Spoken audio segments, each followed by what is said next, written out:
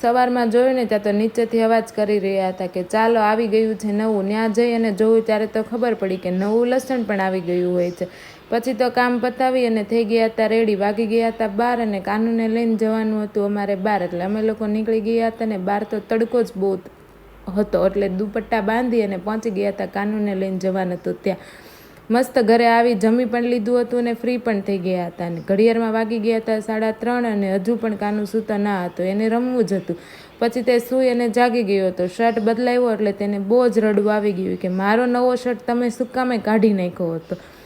પછી તો આપણે કરવા લાગ્યા હતા ઇસ્ત્રી. અને ઇસ્ત્રી કરીને આજે ફટાફટ કામ પતાવવાનું હતું. કેમ કે આ બાજુ આપણે બધા ઠેલા પેકિંગ ફરીથી કરવાના હતા. કેમ કે ફરીથી આપણે જવાનું છે ગામડે. એટલે ઠેલા તો પેકિંગ કરવા જ પડશે. જમી પણ લીધું હતું.